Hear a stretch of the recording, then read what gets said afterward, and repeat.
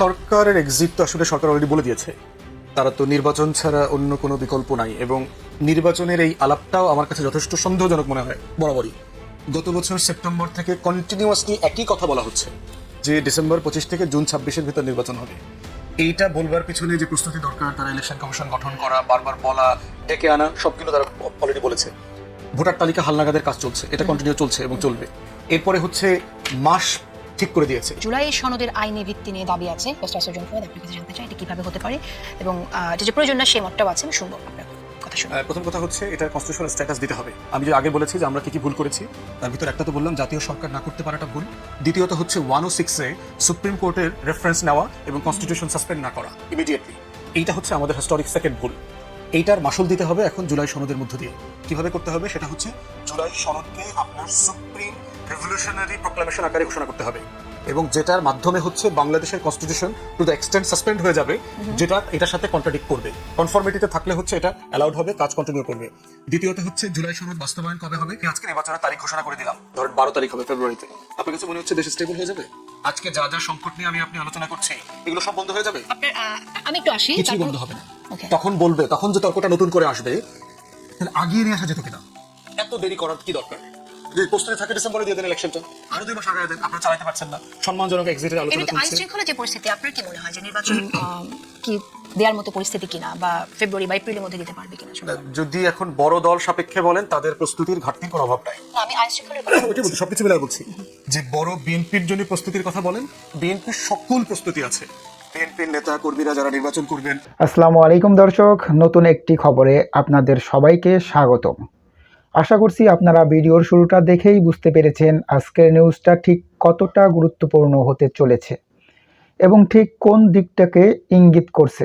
তাই বলবো দর্শক, যারা ভিডিওটি দেখতে শুরু করেছেন তারা অবশ্যই নিউজটি না টেনে সম্পূর্ণ মনোযোগ সহকারে দেখবেন, তাহলে এই বিষয় সম্পর্কে আসল তথ্যগুলো জানতে বা বুঝতে পারবেন। তো প্রিয় দর্শক, আমি আর কথা বাড়াবো না। ভিডিওর শুরুতে আপনাদের যেই ভিডিওগুলোর অংশবিশেষ দেখিয়ে শুরু করেছিলাম সেই ভিডিওগুলোর বিস্তারিত আলোচনা দেখব।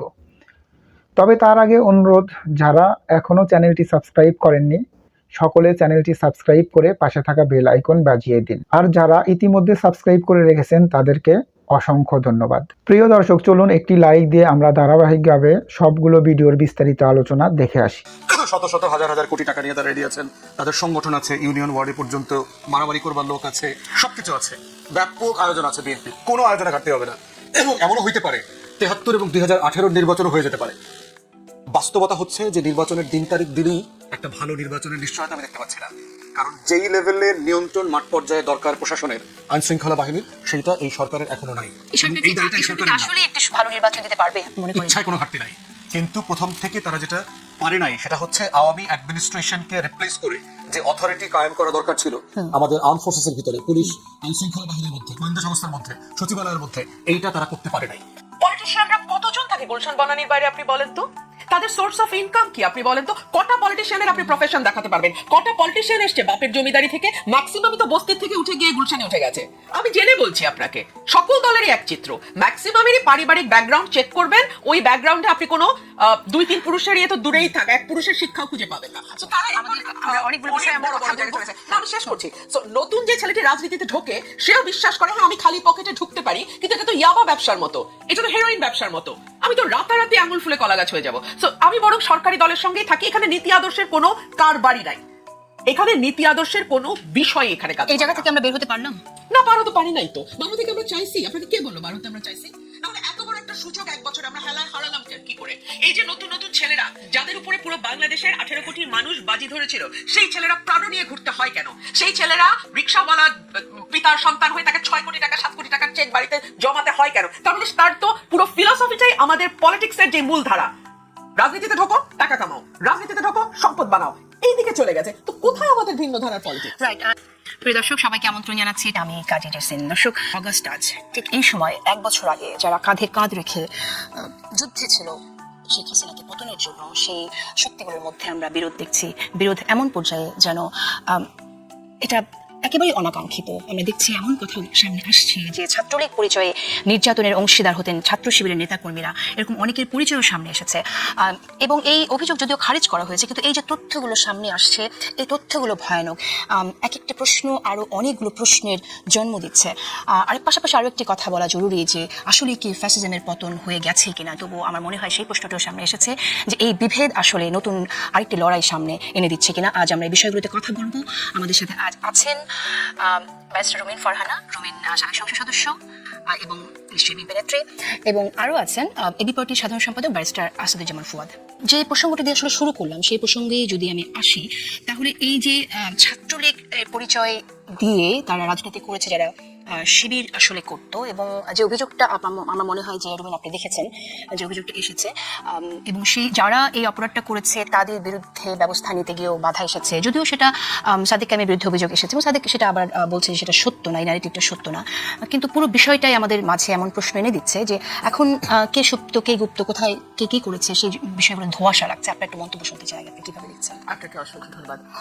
এটা কেবলমাত্র যে রাজনৈতিক এক ধরনের মুনাফেকি তাই নয়, এটা পুরো জাতির সঙ্গে এক ধরনের খেলা। দেখুন, আমরা তো এনসিপিরও অনেক মুখ্য যারা সামনে ছিলেন নেতা, তাদেরকেও তো দেখেছি একসময় ছাত্রলীগের হয়ে কাজ করেছেন। সঙ্গে মিশে না থাকতাম তাহলে আমাদেরকে যেভাবে টর্চার করা হচ্ছিল, আমাদেরকে বিশ্ববিদ্যালয়ে যেভাবে বিশ্ববিদ্যালয় থেকে বের করে দেওয়া হয়েছে, একটা সামান্য ফেসবুক স্ট্যাটাস দেওয়ার কারণে আবরার ফাহাদকে, যে কোনো রাজনীতির সঙ্গে প্রত্যক্ষভাবে যুক্ত ছিল না, তাকে যেভাবে দফায় দফায় মেরে তার মৃত্যু এনশিওর করা হয়েছে, সেখানে শিবির পরিচয়ে বিশ্ববিদ্যালয়ে রাজনীতি করাটা সেই সময় তাদের জন্য কতটুকু সম্ভবপর ছিল সেই প্রশ্ন তারা তুলতে পারে। তবে একই সঙ্গে পাল্টা উদাহরণ তো আমরাও দিতে পারি যে আমাদের ছাত্র দলের ছেলেদের উপরও তো কম নির্যাতন হয়নি, বিএনপি পুরো দলটির উপরও তো নির্যাতন কম হয়নি। কিন্তু আমার মনে হয় না আপনি একটি উদাহরণও দেখাতে পারবেন যেখানে দেখা যাচ্ছে যে একজন ছাত্র দল কর্মী বা যুবদল কর্মী বা স্বেচ্ছাসেবক দলের কর্মী কিংবা অন্য কোনো ভাতৃপ্রতিম বা অঙ্গ সংগঠনের কোনো কর্মী আওয়ামী লীগ পরিচয় বা আওয়ামী লীগের কোনো ভাতৃপ্রতিম সংগঠনের পরিচয় তারা রাজনীতি করেছে। তো এখানে পলিটিক্যাল ক্ল্যারিটির একটা বিষয় আছে, এবং এই ধোকাটা তো কেবলমাত্র নিজের কর্মী সমর্থককে ধোকা দেওয়া নয়, এটা একই সঙ্গে দেশের মানুষকেও ধোকা দেয়। এবং এই ফলে যেটা হয় যে অনেকেই আছেন যারা হয়তো একসময় সত্যিই ছাত্রলীগ করতেন, কিন্তু এখন দুর্দিন দেখে তারা মনে করছে যে না, এখন শিবিরে ঢুকে গেলে হয়তো বা তাদের জন্য কিছুটা হলেও সুবিধা হতে পারে। আবার একইভাবে যারা একসময় শিবির করতেন আওয়ামী লীগের সময়, তারা মনে করছে কিছুটা লীগের সাথে মিলে হলেও সুবিধা হতে পারে। সো আননোন ফেসের এটা হচ্ছে সুবিধা। তারা যখন যে দল পাওয়ারে থাকে বা যখন যে দল ক্ষমতার কাছাকাছি থাকে, সেই দলের হয়ে তারা কাজ করেন, এবং অনেক সময় দেখা যায় সেই দল থেকে নানান রকম সুযোগ সুবিধা তারা পান। সো এটা নানানভাবে তাদের জন্য একটা সুবিধাজনক জায়গা তৈরি করে দেয়। ব্যারিস্টার আসাদুজ্জামান ফুয়াদ, আমি আপনার কাছে শুনতে চাই। আসলে এখানে তো নীতি এবং কৌশলের বিষয়টা চলে এসেছে। আমরা দেখছি যে অপকৌশল গ্রহণ করেছে যারা সেখানে ছাত্রলীগের নানা পদ ছিল। সবচেয়ে গুরুতর অভিযোগ হচ্ছে তাদের অনেকে আবার নিজেরই দলের কর্মীদের টর্চার পর্যন্ত করেছে নিজের অবস্থানকে প্রতিষ্ঠিত করার জন্য, আরো ভালো পজিশন পাওয়ার জন্য। এই যে রাজনীতির যে কৌশল, এটা অত্যন্ত খারাপ। এটা কি প্রভাব আলটিমেটলি রাখলো? আপনি ধন্যবাদ। শুরুটা আসলে গোড়ায় যেতে হবে। গোড়ার জায়গাটা হচ্ছে যে বাংলাদেশে ৭১কে কেন্দ্র করে যে মুক্তিযুদ্ধের চেতনা ব্যবসাটা হয়েছে, এই ব্যবসাটা দিল্লি এবং কলকাতার বয়ানের যে ডিসকোর্স যারা তৈরি করেছেন গত ৬ দশক ধরে, এই অপরায়ণের রাজনীতিটাকে মাথায় নিয়ে এই প্রসঙ্গটাকে দেখতে হবে যে কারা প্রতিনিয়ত এই রাষ্ট্রের বিভিন্ন শ্রেণীর নাগরিকদেরকে অপর করেছেন। আপনি দেখেন, যুদ্ধের পরে ইমিডিয়েটলি আমরা দেখলাম যে পার্বত্য চট্টগ্রামের জনগোষ্ঠী যারা কাঁধে কাঁধ মিলিয়ে যুদ্ধ করেছে হাজারে হাজারে, তাদেরকে শেখ মুজিব বললেন বাঙালি হয়ে যাওয়ার জন্য। কেন? কারণ আমাদের সংবিধানে বাঙালি জাতীয়তাবাদকে মুক্তিযুদ্ধের অংশ হিসাবে বলা হচ্ছে, রাষ্ট্র পরিচালনার মূলনীতি আকারে এটা থাকবে, যেটার প্রতিবাদ তারা করেছেন। এখন বাঙালি হয়ে যাওয়ার মধ্য দিয়ে আসলে আপনি কি বলবার চেষ্টা করেছেন? তাকে আপনি অপর আকারে স্বীকৃতি দিলেন। এই অপর তখন ফাইট করলো এই রাষ্ট্রকে যে আমি আসলে অপর এই হিস্সাটা মেনে নিব না, কারণ এই দেশটা আমারও। এবং এটা রেজাল্ট দেখলাম, আপনার জনসংহতি সমিতি সন্তুল আমারা মিলে সেই ৭২ থেকে অস্ত্র নেওয়া শুরু করলো। নিতে নিতে ৩০ বছর ৩৫ বছর রাষ্ট্রে একটা ইনসার্জেন্সি চললো, ব্যাপকভাবে চললো। কেন করেছে? কাকে আপনি দায়ী করবেন? আপনি কি শুধু সন্তুল আর্মা, চাকমা জনগোষ্ঠী, ইউপিডিএফ এর ছেলেমেয়েরা যারা অস্ত্র হাতে আন্দোলন করেছে, সার্টেনলি তাকে আপনি দায়ী করতে পারবেন, কিন্তু রুট কজটা ক্রিয়েট কে করেছে? দ্বিতীয়ত দেখেন, মুক্তিযুদ্ধের ব্যবসাকে কেন্দ্র করে রুট কজটা ক্রিয়েট যে করেছে, নিশ্চয়ই তার একটা দায় অবশ্যই আছে, কিন্তু সেই জায়গা থেকে আমি বলতে চাই যে এই রুট কজটা কিন্তু শুধুমাত্র যাদের বিরুদ্ধে এখন অভিযোগ আসছে তাদের জন্য তৈরি করা হয়নি। নিশ্চয়ই সেখানে অবাঙালি যারা ছিল তারা কি তাহলে বাঙালি পরিচয়ে সুপ্ত হয়ে বেঁচেছিল? তা তো না। কিন্তু সেটা অস্ত্রধারী, মানে রাষ্ট্রের বিরুদ্ধে সে যুদ্ধ করছে, মানে কি যে এই রাষ্ট্রের সভরেন্টিকে সে চ্যালেঞ্জ করতেছে। অথচ এই রাষ্ট্রের সভরেন্টির জন্য তো সে 2 বছর আগে ফাইট করলো। সেটা তাহলে আপনি পুশ করলেন কিনা? রাইট, কিন্তু না ঠিক আছে, আমার মনে হয় যে ওই উদাহরণটার সাথে এই উদাহরণটা ঠিক এক্স্যাক্টলি যায় না। আচ্ছা, আপনি শেষ করে বলেন, আপনি তাহলে আমি দেখবেন শুনি। ব্যাপক মিলেছে। অপরায়ণের রাজনীতির সমস্যাটা হচ্ছে ভিন্ন ধর্মী রাজনৈতিক দলগুলো বাংলাদেশে স্বাধীনভাবে অপারেট করতে পারবে না কেন? যাকে আমি পছন্দ করি না। শিবিরকে কোনো নিষিদ্ধ ছাত্র সংগঠন ছিল? তাহলে ঢাকা বিশ্ববিদ্যালয়ে, জাহাঙ্গীরনগর বিশ্ববিদ্যালয়ে অথবা জগন্নাথে সে কেন রাজনীতি করতে পারবে না? ছাত্রদল কি আওয়ামী আমলে নিষিদ্ধ সংগঠন হয়ে গিয়েছিল? সে কেন ঢাকা বিশ্ববিদ্যালয়ে, জাহাঙ্গীরনগর বিশ্ববিদ্যালয়ে মিছিল মিটিং করতে পারবে না? তাকে কেন নাই করে দিতে হবে? আপনি যখন একটা রাজনৈতিক শক্তিকে নাই করে দিতে চাইবেন, তখন সে বাঁচার জন্য তো তরিকা বেছে নেবে। এটা খুবই নরমাল একটা আপনি ব্যাপার। নিয়েছিলেন বাচ্চার জন্য তরিকা বেছে নিয়েছিলেন? না, সবাই আমার মতো তো সবাই নেয় না, এবার বাকিরা তো নিয়েছে। বাংলাদেশে সবাই কি আমার মতো করে আওয়ামী লীগের বিরুদ্ধে কথা বলেছে, রুমিনের মতো করে বলেছে? না, বহু কিন্তু নেতাকে তো বাংলাদেশের এখন যারা দিনরাত টকশো মাতিয়ে তুলছেন, বড় বড় বিগ শট আসছেন, তারা কয়জন আওয়ামী লীগের বিরুদ্ধে কথা বলেছেন? না, কিন্তু রাতের বেলা যে- ঝগড়া করার লোক তো রুমিন না, ছাড়া খুব বেশি চোখে পড়ে না। না, কিন্তু ঠিক আছে, সেটা ঠিক আছে, কিন্তু আমরা যখন এই ছাত্রদের নিয়ে কথা বলছি এবং ক্যাম্পাস নিয়ে, ঢাকা ইউনিভার্সিটি ক্যাম্পাস নিয়ে কথা বলছি, সেখানে গণরুমে টর্চারের কথা আমরা জানি, কিন্তু এটা একটা ভয়ানক তথ্য কি নয় যে সেই গণরুমে টর্চার করতো যারা, তারাই পরবর্তীতে দেখা গেল যে শিবিরের সাথে জড়িত ছিল এবং তারা তাদেরই সহপাঠী ভাই এবং একই দলের সাথী ভাই দেখেন, বিরুদ্ধে এই ধরনের ফৌজদারি অপরাধ পলিটিক্যাল ক্রাইসিসের সাথে মিলায় দেখা যাবে না। না কাউকে যদি কেউ পলিটিক্যাল মারধর করে, এটা একটা ফৌজদারি অপরাধ, অন্যায় কাজ, তাকে আইনের আওতায় এনে সাজা দিতে হবে, এটা হলো বাস্তবতা। কিন্তু গত 16 বছর কি আমরা দেখি নাই ছাত্রলীগ, ছাত্রদল, শিবির ধরে ধরে পিটায়ে আধামরা করে তারপরে শাহবাগ থানায় দিয়ে আসছে? ছাত্রলীগকে কে বলেছে, কয়দিন বলেছে? আপনি এই অপরায়ণের রাজনীতিটা কেন তৈরি করছেন? আজকে দেখতে পারতেছি পরিবেশ পরিষদ যখন মিটিং ডাকে, ছাত্রদল বলছে শিবির ওই মিটিংয়ে থাকলে আমি যাব না, বাম সংগঠনগুলো বলছে শিবির থাকলে আমি ওই মিটিংয়ে যাব না। তাহলে আপনি একটা গণতান্ত্রিক মূল্যবোধের রাজনীতিটা হইল কোথায়? আচ্ছা, তাহলে এই অপরায়ণের রাজনীতির জন্যই এইভাবে সুপ্ত থাকা এবং পরিচয় গোপন করে থাকা, এই সম্পর্কগুলো এবং এইভাবে তৈরি এইটা হয়েছে। কিন্তু আমরা শুনছি যে শুধুমাত্র ইউনিভার্সিটিতে না, এমনকি প্রশাসনেও এই জিনিসটা হয়েছে যে কারো জামাতের প্রতি সমর্থন থাকলে বা অতীতে জামাতের রাজনীতি করে থাকলে ওটা তারা ছাড়াও পরিচয় এখন সারেন্ডলি সব আমলারা বিএনপি হয়ে গেছে না? গোপন- আমরা জানি না? গোপন করেছে। গত 16 বছর যে আমলারা আওয়ামী লীগের পা চাটছে, যারা all the prime ministers man হয়ে গেছিল, তারা এখন বিএনপি হয়ে গেছে না রাতারাতি? আমরা জানি না বিএনপির কোন নেতাকে কত টাকা ঘুষ দিয়ে তারা এসপি ডিসি হইতেছে, এই গল্প আমরা জানি না? তাহলে কিন্তু প্রশ্ন আমরা হচ্ছে যখন- শিবিরকে, না, আমরা যখন- শিবিরকে এইটা একভাবে এক্সক্লুসিভলি করা মানে হচ্ছে এটা দিল্লির বয়ের ভিতরে আমরা ঢুকে যাওয়া। আমরা যারা গণ অভ্যুত্থানের পক্ষের শক্তি, আমাদেরকে নির্মোহভাবে এগুলো আলোচনা করতে হবে সবাইকে। সমস্যাটা না, গণতান্ত্রিক মূল্যবোধের কারণে। ঠিক আছে, এখানে ঠিক শিবিরের আছে, সমস্যা না। ঠিক আছে, কিন্তু আমি রুমিনকে এখানটায় আমি একটু রুমিনকে আমি জিজ্ঞেস করবো, সময় দেবো, কিন্তু তার আগে আমি একটা প্রশ্ন রাখতে চাই ব্যারিস্টার ফুয়াদ আপনার জন্য। সেটা হচ্ছে যে কোনো কিছু শিবিরের এগেনস্টে বললে সেটাই কি ভারতের বয়ান হবে কিনা, সেই প্রশ্নটা রাখলাম। গণঅভ্যুত্থানের বিপক্ষে যে কোনো বক্তব্য আসলে আমাকে এটা ক্রিটিক করতে হবে যে এইটা আমাদের গণঅভ্যুত্থানের পক্ষের শক্তিগুলোর ভিতরে একজনের বিরুদ্ধে আরেকজনকে সংঘাতের দিকে ঠেলে দিচ্ছে কিনা। কারণ এই গণঅভ্যুত্থানে ছাত্রদলও জীবন দিয়েছে, শিবিরও জীবন দিয়েছে, বিএনপিও জীবন দিয়েছে, হেফাজত, জামাত, এনসিপি সবাই জীবন দিয়েছে। কিন্তু আমরা গণঅভ্যুত্থানের পক্ষের যেটা শক্তির মধ্যে- রুমিন যেটা বললো যে ছাত্রদলের বিরুদ্ধে আপনিও বলেছেন অপরায়ণ রাজনীতির শিকার তো ছাত্রদল হয়েছে, তো ছাত্রদল কিন্তু আবার আওয়ামী লীগ করেছে, সেই উদাহরণ তো আমি আমরা বহু দেখছি না। ঘটনা জানি, ছাত্রদলের ছেলেপেলেরা ছাত্রলীগের কমিটিতে গেছে, আবার রিসেন্টলিও তো ছাত্রলীগ করা ছেলেপেলে পদস্থানে তারা ছাত্রদলের কমিটিতে আসছে না? আচ্ছা, সমালোচনা হচ্ছে না, ব্যাস, বহিষ্কার রুমিন করেছে। ফাঁকা না। আপনারা তাহলে যারা ছাত্রদলের ছেলেপেলে ছাত্র লীগ করেছে এবং আবার ফিরে আসছে তাদের গ্রহণ করছেন কেন? দেখুন, তারা তো আর পরিচয় দিয়ে বলছে না যে আমি ছাত্রলীগ করতাম এখন ছাত্রদল করতে চাই। Exactly. বিষয়টা তো আসলে এরকম না। আমাদের রাজনীতির গোড়ার যে সমস্যা, আমি ফুয়াদ ভাইয়ের সাথে অনেকাংশে একমত যে আদার্স করে দেওয়া, অন্য করে দেওয়া, অপর করে দেওয়া, অ্যাজ ইফ এমন একটা কালচার 15 বছরে তৈরি হয়েছিল যে যদি আপনি আওয়ামী লীগ না করেন, সেটা হার্ডকোর আওয়ামী লীগ হতে পারে, সফট আওয়ামী লীগ হতে পারে, মিডিয়াম আওয়ামী লীগ হতে পারে, যে কোনো ফরম্যাটেই হোক আপনাকে আওয়ামী লীগের ওই খোলসের ভেতর, বয়ানের ভেতর থেকে কাজ করতে হবে। এবং যদি আপনি সেটার সঙ্গে ফিট ইন করে কাজ করতে পারেন, তখনই কেবলমাত্র বাংলাদেশের নাগরিক হিসেবে ন্যূনতম যেই অধিকারগুলো আপনার ভোগ করার কথা সেগুলো আপনি ভোগ করতে পারবেন। এর বাইরে আপনি যদি আওয়ামী লীগের বয়ানকে চ্যালেঞ্জ করেন, আওয়ামী লীগের ন্যারেটিভের বিরুদ্ধে দাঁড়ান, আওয়ামী লীগের রাজনীতির সমালোচনা করেন, আওয়ামী লীগ সরকারের সমালোচনা করেন, আপনাকে জীবন দেওয়া থেকে শুরু করে জেল জুলুম পর্যন্ত যে কোনো ধরনের কনসিকুয়েন্স আপনাকে ফেস করতে হবে। সো এই যে একটা ভীতি তৈরি করে দেয়া, এবং 15 বছর কিন্তু অনেক লম্বা সময়। আমরা চট করে বলে ফেলি 15 বছর, 15 বছর ইজ আ লং টাইম। যে ছেলেটার জন্ম হয়েছে সে এখন কিশোর, সে তারুণদের দিকে যাত্রা করেছে। সো 15 বছরে যখন একটা পলিটিক্যাল কালচারের মধ্যে জিনিসটা প্রথিত হয়ে যায় যে তুমি সরকারি বয়ানের বাইরে, সরকারি দলের বয়ানের বাইরে যদি ভিন্ন মত লালন করো, পালন করো, তোমাকে যে কোনো কনসিকুয়েন্সের কিন্তু জন্য রেডি থাকতে হবে। এখন যারা বেঁচে থাকার জন্য ওই প্রসেসটা নিয়েছে, অবলম্বন করেছে, যে ছাত্রদলে যদি কেউ করে থাকে বা বিএনপিতে যদি কেউ করে থাকে, শিবিরে যদি কেউ করে থাকে, তাদেরকে ভবিষ্যতে ট্রাস্ট করার জায়গায় আমরা কি আশা করব? দেখুন, আমরা যদি সেটা পলিটিক্যাল কালচারটা চেঞ্জ করতে না পারি, আমরা কিন্তু 1000 কর্মী, 5000 কর্মী, 10,000 কর্মী বদল করে বা তাদেরকে অবিশ্বাস করে বা তাদেরকে দল থেকে বের করে দিয়ে কিংবা তাদেরকে দলে কোণঠাসা করে রেখে আমরা পলিটিক্স করতে পারবো না। রাজনীতির গোড়ার সমস্যাটা থাকে, একটা তো ফুয়াদ ভাই বললেন যে আদার্স করে দেয়া এবং তাকে সকল রকম ঝুঁকির মুখে ফেলে দেয়া, আর দুই হচ্ছে লোভের রাজনীতি। কারণ একটা সময় আমি যখন ছোট ছিলাম আমার বাবার পলিটিক্স আমি দেখেছি এবং তার কাছ থেকে যে বয়ানগুলো শুনেছি যে প্লেন লিভিং হাই থিঙ্কিং, খুব সাদামাটা জীবনযাপন হবে কিন্তু চিন্তাটা হবে অনেক উচ্চ মার্গের। আর এখন হচ্ছে প্লেন থিঙ্কিং হাই লিভিং এর যুগ। পলিটিশিয়ানরা কতজন থাকে গুলশান বনানীর বাইরে আপনি বলেন তো? তাদের সোর্স অফ ইনকাম কি আপনি বলেন তো? কটা পলিটিশিয়ানের আপনি প্রফেশন দেখাতে পারবেন? কটা পলিটিশিয়ান এসছে বাপের জমিদারি থেকে, ম্যাক্সিমামই তো বস্তির থেকে উঠে গিয়ে গুলশানে উঠে গেছে।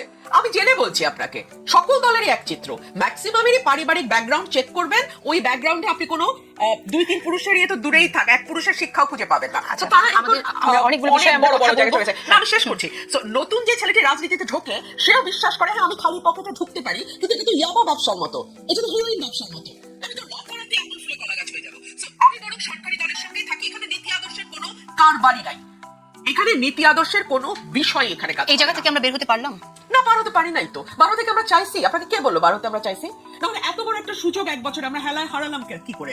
এই যে নতুন নতুন ছেলেরা যাদের উপরে পুরো বাংলাদেশের 18 কোটি মানুষ বাজি ধরেছিল, সেই ছেলেরা প্রাণ নিয়ে ঘুরতে হয় কেন?